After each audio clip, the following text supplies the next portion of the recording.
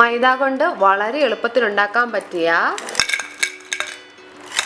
ഒരു അടിപൊളി സ്നാക്സിൻ്റെ റെസിപ്പിയാണ് ഇന്നത്തെ വീഡിയോയിൽ നമ്മൾ കാണാൻ പോകുന്നത്.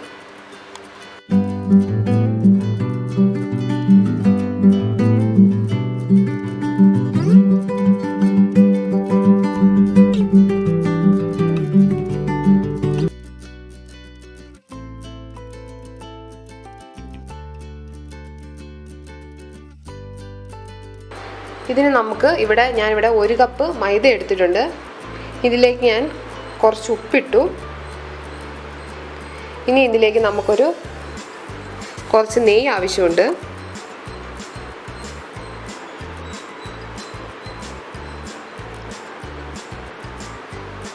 ഇനി നമുക്കിത് നന്നായിട്ട് മിക്സ് ചെയ്യാം.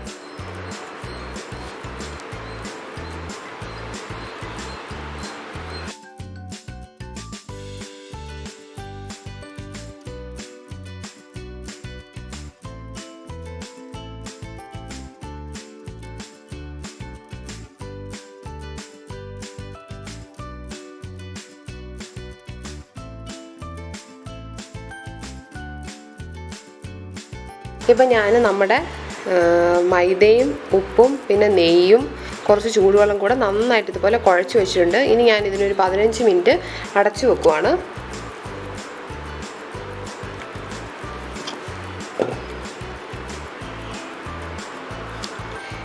ഇപ്പം നമ്മുടെ ഇത് ഇങ്ങനെ മാവ് മൂടി വെച്ചിട്ട് 15 മിനിറ്റായി. ഇനി നമുക്കിത് തുറന്നിട്ട് ഒന്നുകൂടെ കുഴച്ചെടുത്തിട്ട് നമുക്കിത് പരത്തിയെടുക്കാം.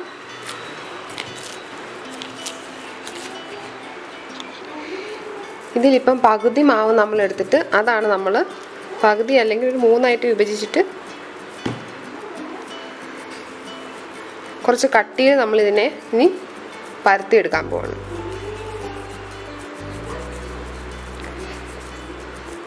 അപ്പോൾ ഇതിനെ നമുക്ക് പരത്തിയെടുക്കാം.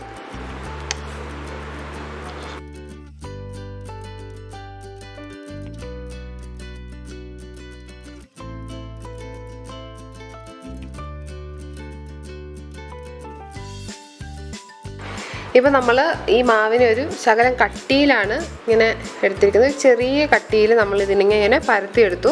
ഇനി നമുക്കിതിനെ ചതുരത്തിൽ മുറിച്ചെടുക്കണം. ആദ്യം നമ്മൾ ഈ സൈഡൊക്കെ നല്ല വൃത്തിക്ക് വെട്ടിയെടുക്കുവാണ്.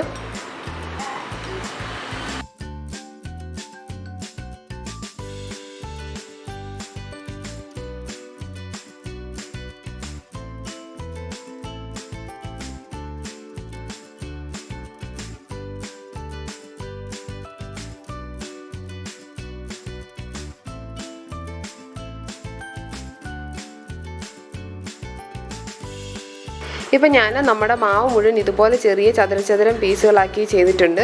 നമ്മുടെ മാവ് ഏകദേശം മുഴുവൻ ഇത്രയും ഇത് വെച്ചിട്ട് എനിക്കൊരു ചതുരം ഉണ്ടാക്കാൻ പറ്റാത്തതുകൊണ്ട് ഇത് നമ്മുടെ വേസ്റ്റ്. ഇനി ഞാൻ ഇതിനെ മൊത്തം വറുത്തെടുക്കാൻ പോവാണ്. നമ്മളിപ്പം ഇതുപോലെ ഒരു പാനിൽ ഒരു കുഴിവുള്ള ഒരു പാത്രത്തിലേക്ക് കുറച്ച് സൺഫ്ലവർ ഓയിൽ ഒഴിച്ചിട്ടുണ്ട്. ഇനി നമുക്കിത് ഓരോന്നായിട്ട് ഈ നമ്മുടെ ചതുരത്തിൻ്റെ ആ സ്നാക്സ് വറുത്തെടുക്കണം. അതിന് ആദ്യം നമ്മളിത് എണ്ണ ചൂടായിട്ടുണ്ട്. ഇപ്പം ഇത് പയ്യെ പൊങ്ങി വരുന്നുണ്ട്. ഇനി നമുക്ക് ഓരോന്നായിട്ട് ഇട്ട് കൊടുക്കാം.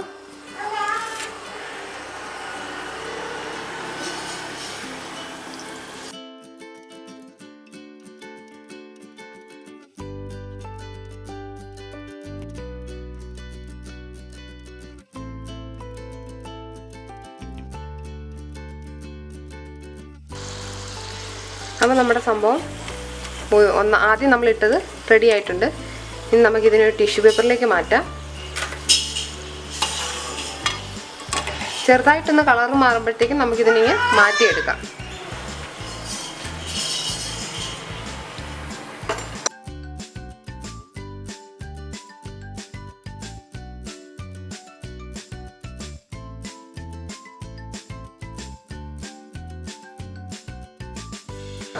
നമ്മളിപ്പോൾ ഇത് മുഴുവനും എണ്ണയിലിട്ട് വറുത്തെടുത്തിട്ടുണ്ട്.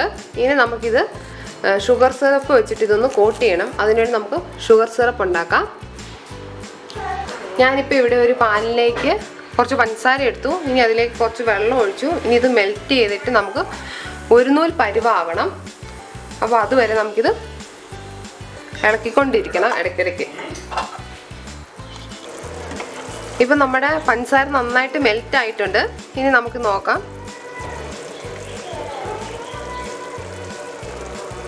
ഇത് 1 സ്ട്രിങ് പരുവായിട്ടുണ്ട്, ഒരു നൂൽ പരുവായിട്ടുണ്ട്. ഇനി നമുക്കിതിലേക്ക് നമ്മൾ വറുത്ത് വെച്ചിരിക്കുന്ന സ്നാക്സ് ചേർത്ത് കൊടുക്കാം.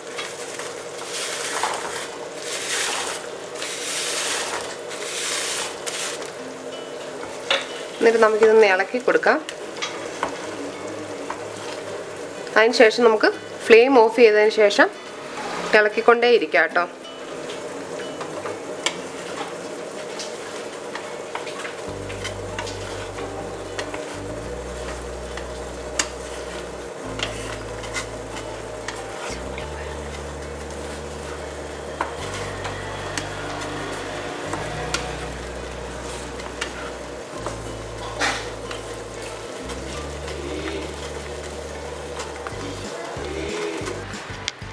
ഇപ്പോൾ കണ്ടോ, നമ്മുടെ പഞ്ചസാര വീണ്ടും കട്ടിയായി വരുന്നുണ്ട്. അത് മൊത്തം ഈ നമ്മുടെ സ്നാക്സിൻ്റെ പുറത്തേക്ക് പിടിച്ചു വരുന്നുണ്ട്. ഇത് ഇളക്കി കൊടുത്തില്ല എന്താ പ്രശ്നം എന്ന് വെച്ച് കഴിഞ്ഞാൽ ഇത് കട്ട പിടിച്ചു പോകും. പാത്രത്തിൻ്റെ ചൂട് പോകുന്നതനുസരിച്ച് നമ്മുടെ പഞ്ചസാര ഈ സ്നാക്സിലേക്ക് ഇങ്ങനെ നന്നായിട്ട് പിടിച്ചു വന്നിട്ടുണ്ട്.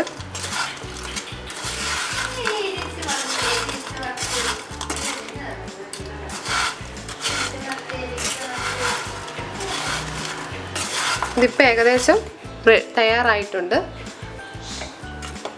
ഈ സ്നാക്സ് ഉണ്ടാക്കിയിട്ട് ഇഷ്ടമായെങ്കിൽ സബ്സ്ക്രൈബ് ചെയ്യുക, ലൈക്ക് ചെയ്യുക, ഷെയർ ചെയ്യുക. Thank you.